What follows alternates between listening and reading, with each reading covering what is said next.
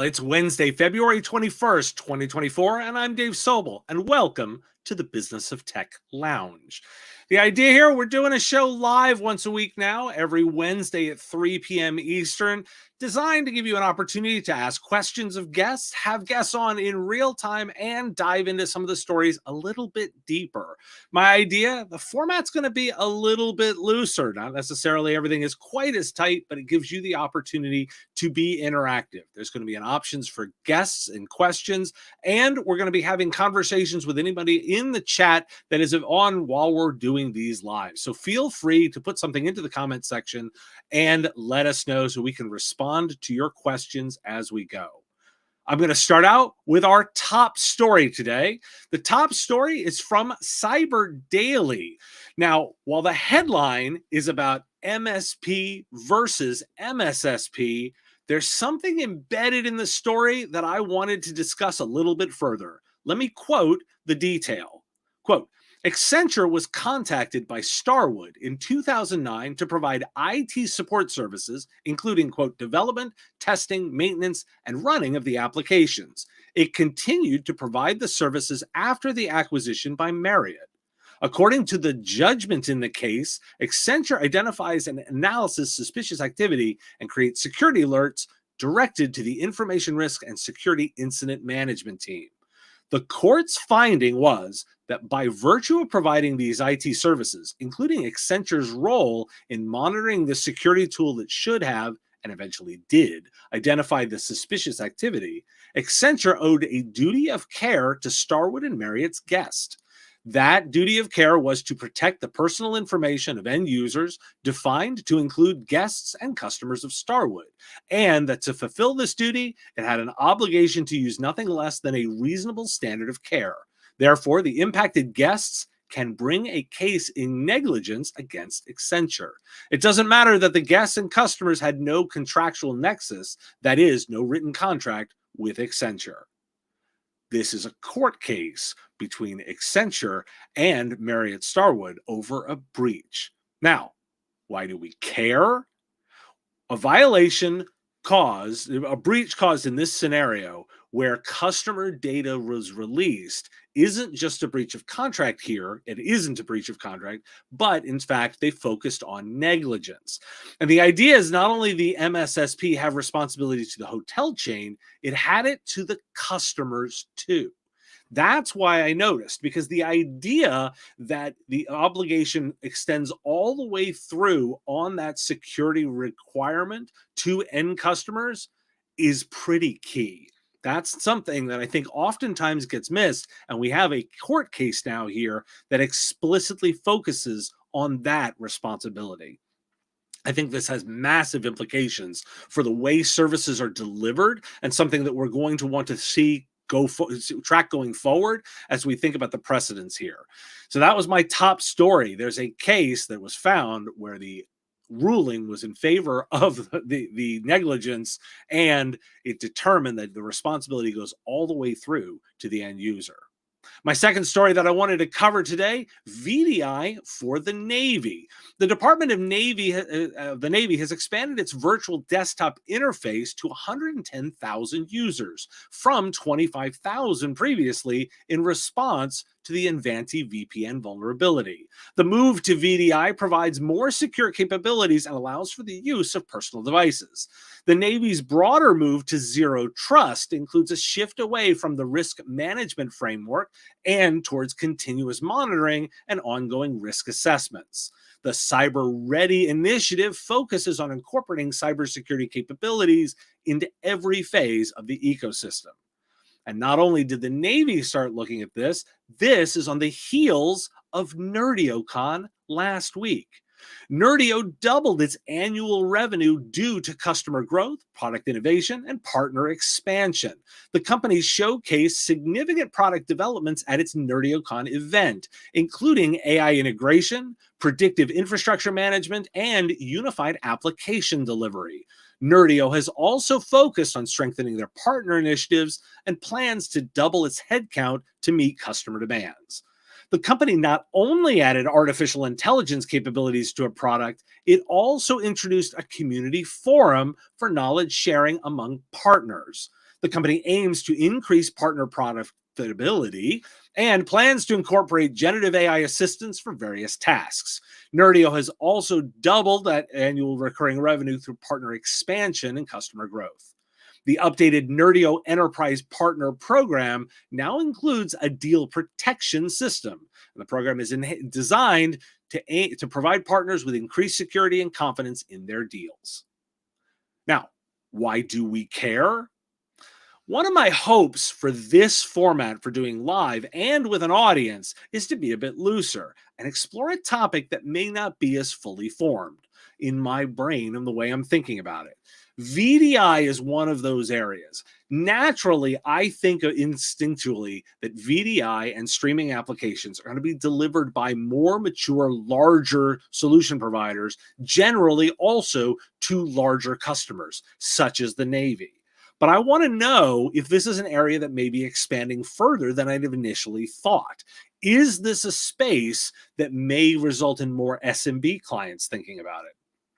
I've oftentimes talked on the show about my interest in areas like Xbox gaming and how that might work out from a small business perspective. Microsoft's ability to deliver specific applications in a streaming form, this makes a ton of sense to me security-wise. And I'm asking the audience, am I right?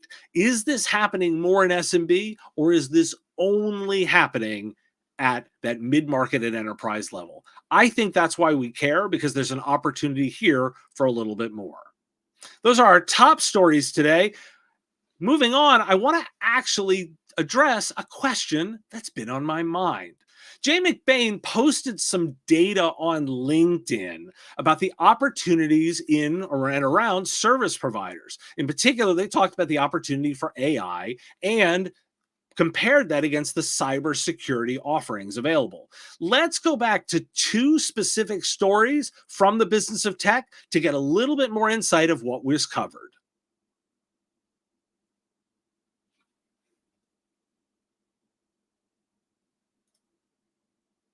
Including advanced data services and reselling, co-selling, and upselling AI products with services. Jay McBain from Canalys believes the opportunities for GSIs or ISVs far surpasses the near-term opportunities for MSPs or VARs, and the biggest risk for generative AI is that it never becomes a product at all. MSPs may be better suited to invest more in security skills and practices over that time frame. The winners in generative AI will become big tech infrastructure consumption, a few hardware components, and a smattering of implementation and integration services on the customer side. Channel partners must prepare by determining their AI strategy and offerings, building expertise in strategic AI partnerships, and investing in ongoing development. D&H Distributing has launched the Go Big AI program, which is aimed at helping MSPs and VARs effectively engage with AI solutions. The program provides training, resources, and consultative initiatives, including courses, workshops, sales enablement tools, and collaborations with leading technology entities. D&H aims to position its partners at the forefront of the AI transformation in the IT channel. Now, I picked the D&H story here because I am very MSP focused, but they're not the only vendor that's gearing up in this way. So let's discuss. To do so, let's bring on the chief analyst for channels, partnerships, and ecosystems for Canalys, Jay McBain, to the show. Jay, thanks for joining me today. Well, thank you so much for having me. Excited to be here. Jay, help me square this circle. On one hand, AI seems like it's a big thing and vendors are leaning into it as an opportunity, particularly for this year.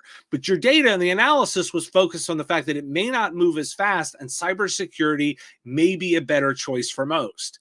Help me square this circle. Yeah, so to be clear, it's a $158 billion opportunity in the next 5 years. It's a fast-growing 59% compounded growth. So any partner out there is thinking, I want to get on the front end of this opportunity. But in this particular case, as with other emerging tech, it rolls out in phases. If you look today at where we are, last March, generative AI became a consumer trend, which became a commercial trend very quickly. But most companies are right now in the consulting, design, architecture phase. They're not actually training or tuning large language models. They're not beefing up their hybrid and cloud and edge technology to go do it. And we're in that phase for the next 18 months. You had a story about Nerdio at the beginning. There's a perfect example where an ISV of Microsoft, actually they were up for Microsoft's top ISV of the year 2 years in a row, finalist. So talk about an ISV that's going all in. The same story at ConnectWise and Datto, Kaseya, the same story at Enable and Ninja, who just raised a bunch of money to go do this. The same story everywhere. ISVs are building this in as features, not additional products, but actual making their software better. Those are the two camps, the system integrators and the ISVs, that in the first 18 months are going to see the biggest part of this growth. And the second part of it was, let's look at other double-digit growing parts of our industry, our $5 trillion industry. Managed services continues to grow, now over $500 billion, growing by double digits. Security, now growing to $360 billion in size in the next few years, again, growing by double digits. I'd want to be focusing on where I can have the most success in the time that I can have that success. And I'll wait for the points where I can come in and start addressing this opportunity. Now, top of mind for me feels like exactly what you just hit on was those consultative opportunities that feel like they're happening right now for the next 18 months. It feels like a real area of opportunity is both in helping customers with their frameworks, their ethical considerations, and then secondarily making sure their data is in a good state to be consumed by AI, which has a natural extension also to cybersecurity. Give me a sense of like the tactical activities and things that they should be asking customers right now that seem most relevant in that 18-month window. Yeah, and there's a direct relation here to the size of business that you're serving. You started off by talking about the federal government. We talk about big banks, big pharmaceutical companies. If you take the Fortune 500 or Fortune 2000 and work kind of downwards into mid-market, that's where the conversation is now.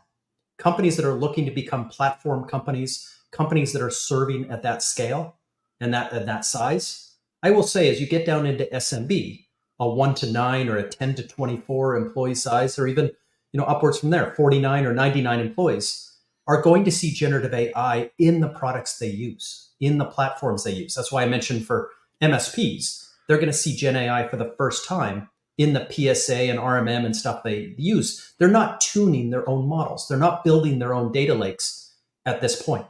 Why did the CEO of Snowflake and Datadog come into that Ninja round a couple of weeks ago? Well, they see this 7 million endpoints and they see the data lake that can happen within the tools we use, not building out our own data lake and not training our own language models.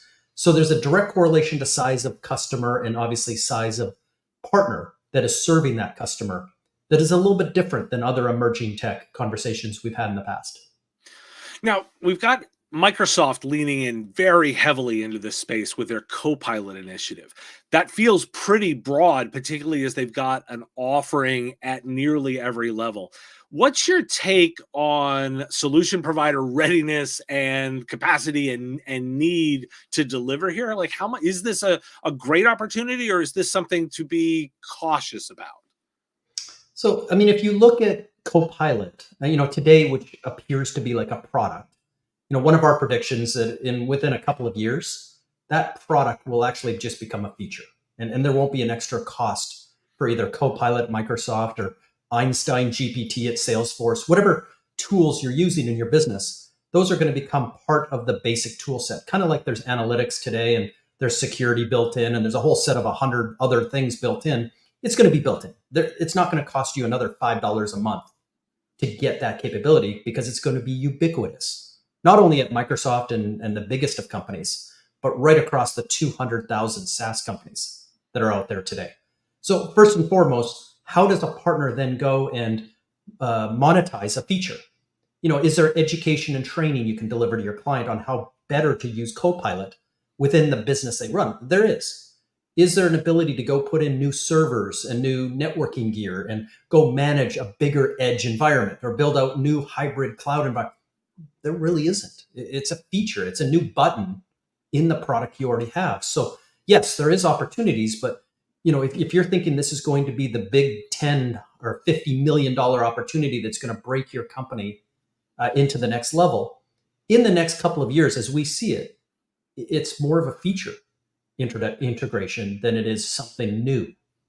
Interesting. Well, that definitely gives us a lot of opportunity for training and implementation with customers. Jay, this has been fascinating. Really appreciate you joining me today. Absolutely.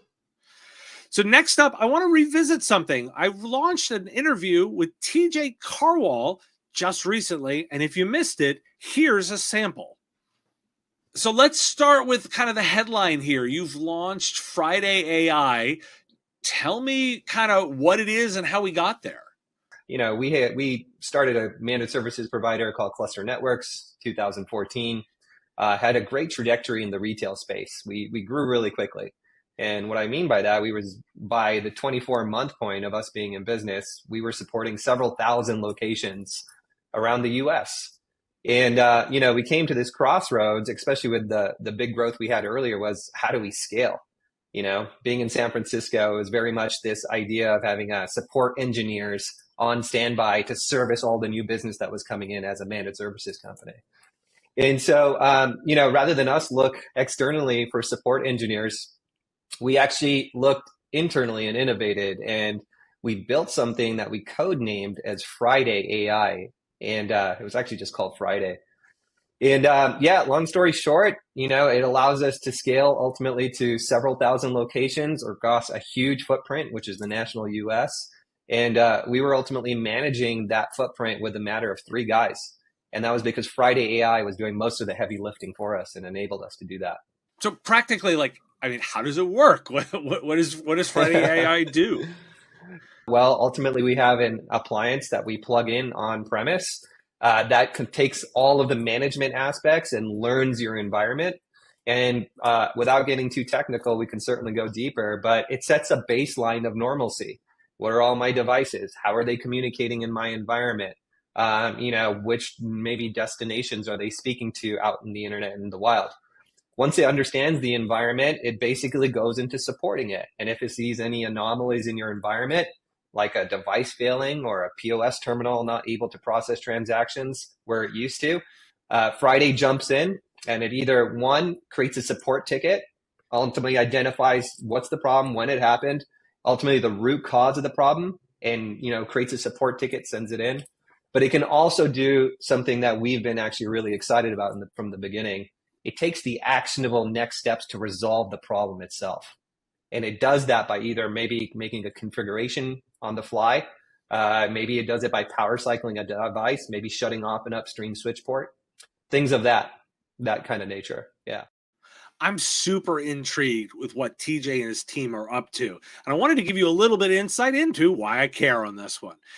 It's positioned kind of as an RMM competitor without being a remote monitoring and management solution fully. And in fact, my real takeaway was it felt like AI at a level I wasn't seeing from the other players. Jay referenced the fact that lots of companies are building in AI technologies like ConnectWise, like Enable, like Ninja into their products, but I didn't feel like they were taking it quite as far as the Friday system was.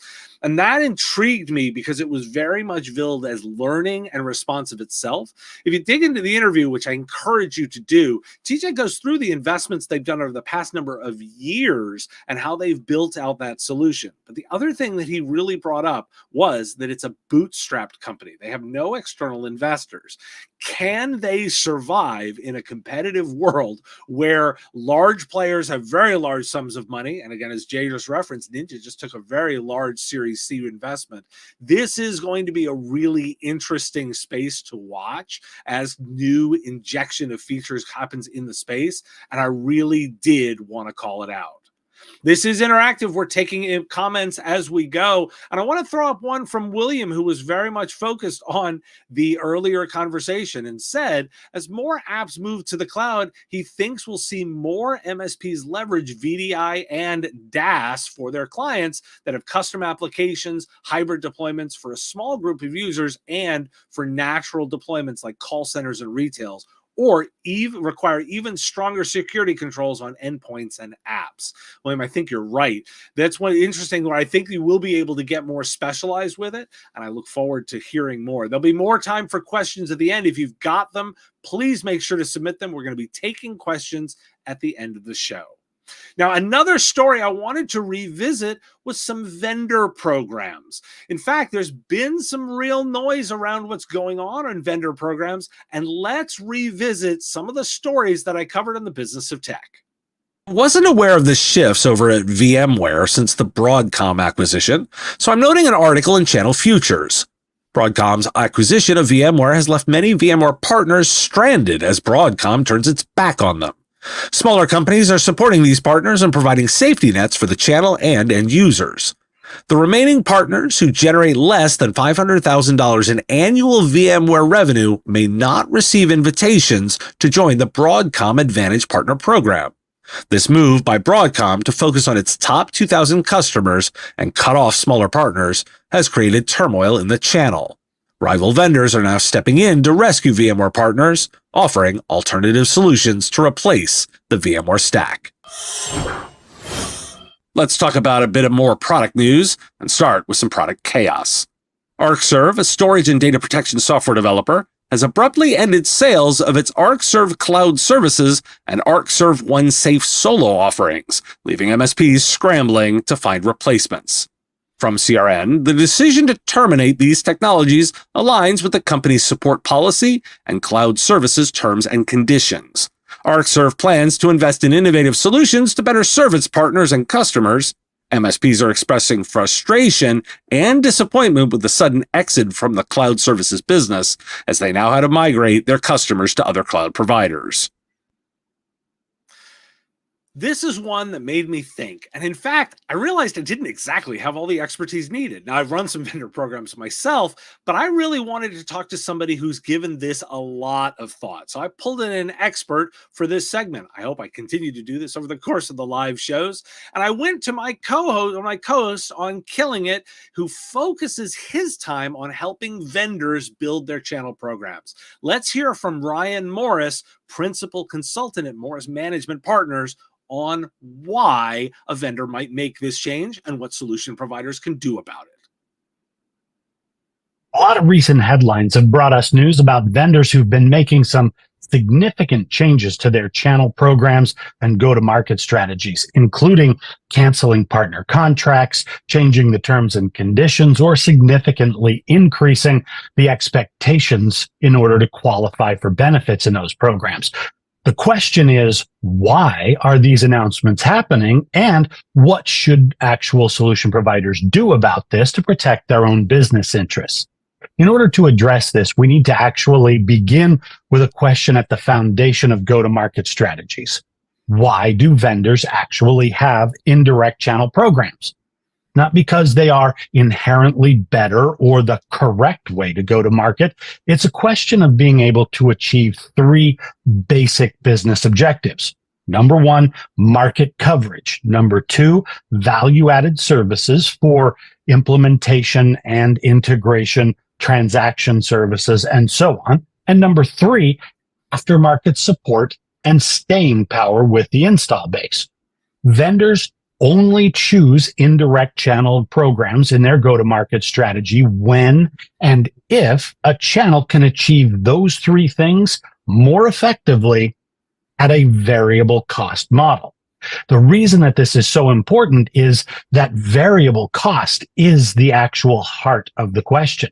A variable cost model allows a vendor to achieve more scale than they could possibly afford to sustain in a direct or a fixed cost model. We can get bigger faster, but scale is only one of the questions that we're dealing with in go-to-market strategy. The other is return on investment. And in order to achieve that, we actually have to do two very important things. Number one is participation, or the percentage of overall partners in the program who actively produce revenue. And the second is productivity, which is a calculation of the average amount of revenue or value that's generated by a partner who is actively producing. When you think about it, every vendor has an active incentive to manage both of those objectives by either reducing the number of partners in their program or significantly increasing the expectations of partners who stay in the program. But the question is, how did they go about implementing these strategies? And is there a way where you can increase participation and increase productivity without alienating your current or future partners? In an academic sense, these were the right decisions for a vendor to make to build a more profitable operation, which means many more vendors are going to adopt these very same strategies. So what will you do about it? As a solution provider, there are two things that you really need to be paying attention to make sure you're looking out for your own interests while vendors are looking out for theirs. Number one, diversify your portfolio while still managing the complexity of your own go-to-market strategy and business operations. And number two, actively assess your existing vendors, partner programs, and go-to-market strategies, and prefer to work with vendors who prefer to support you. It's great advice. I appreciated Ryan giving me a little bit of insight. And continuing it, we're going to be asking questions, but I want to get a comment already from William just on this exact space. William says, the MSP and vendor relationship is built on a strong foundation of trust and communication. Canceling a key product that MSPs have built complex deployments of and services on top of is always a headline event. Yep, that it is. And we'll be here to cover them and comment on them and answer your questions. One of those questions that I've been thinking about also is, where can we go with this? What do you need more of? And so I'll encourage you, if you're watching this later, make sure that you send in your questions to question@mspradio.com. We'll be handling those every Wednesday on the live show, and you can catch these in the podcast feed on Saturdays. So we'll be dropping these live shows into the podcast feed.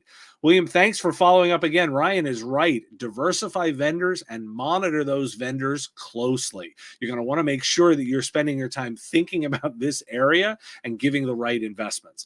I really am looking forward to more of these opportunities to have discussions with all of you online as we go forward with these live shows. We're going to continue taking questions. Now, I wanted one more thing before we end the day today. I want to give you a preview of the episode and interview that's going to drop this weekend on the podcast feed as well as on YouTube. I actually heard from an end user. Tom Cahew, who's an IT manager at a customer, reached out to me and specifically wanted to be on the show. And he wanted to tell his story. Let's get a preview of that interview. Tom, this could be a little unusual because it's not often that end customers of managed services providers reach out to me saying, hey, I want to talk to you.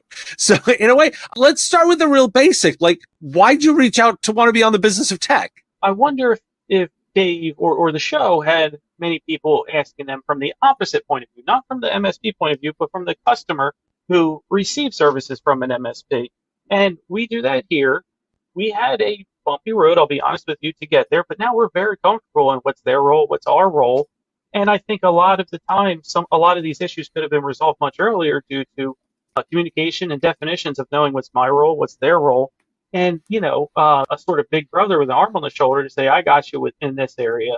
But why don't you tell me the story then? So tell me about, was it a first-time MSP, like how you got engaged? Tell me how it started and then the story. We had an MSP since 2011. Now, since 2011, I don't know the era of the MSP and things like that, but our center really grew, and we had just a break-fix IT person at that time. So he needed a little bit of reinforcements, the typical sales of MSP and why they're important and why they're valuable. Handle things on the back end so they could be there for our residents. We're a long-term skilled care nursing facility for those with physical and mental disabilities. We promote independence. So the layman's term is, think of a nursing home, except people with intellectual and physical disabilities that live there. So not just the elderly. And we promote, like I said, we promote independence. So a lot of these people have, they're in their bedrooms, they have their Xbox or they have their, iPad, tablet, Surface, computer, this, that, and the other thing. Families want to Skype in with them. So our focus is more on the resident side, and we need somebody on the back end. So that's where that had come in and why they needed it. We used a company, small company out of Newark, Delaware, and they were local. So I can imagine, I wasn't here at the time, but I can imagine they probably did a Google search and found MSPs near me, right? That's what they searched for. And they found a local one. It was very important for them to be local because, with network switch management, the firewall, servers, what have you, they really wanted someone to be on site, and a lower or a less popular MSP would suffice in that realm because it was more, I know the person and not a 1-800 number. So back then, that was the general consensus of where that happened. Flash forward 8 or so years, in 2019, 2020, that small MSP was bought out by a nationwide out of Plano, Texas. Tom's gives a lot of really fascinating insights into the way a customer thinks. I encourage you to catch that episode this weekend on the podcast feed. I'd be remiss if I didn't tell you, my Patreon supporters have that already. They get videos early when those come out, and you can support the show directly. If you visit patreon.com/MSP Radio, you'll get access to those videos early, including that one, which is already available on the feed. I look forward to further episodes. We'll be doing the Business of Tech Lounge every Wednesday, 3 p.m. Eastern, and we'll take questions ahead of time. If you send in your question as a voice memo or as a video, we'll play it here on the show and answer live. You can send those in at question@mspradio.com. Really appreciate you joining me today at the Business of Tech Lounge, and we will talk to you again next time.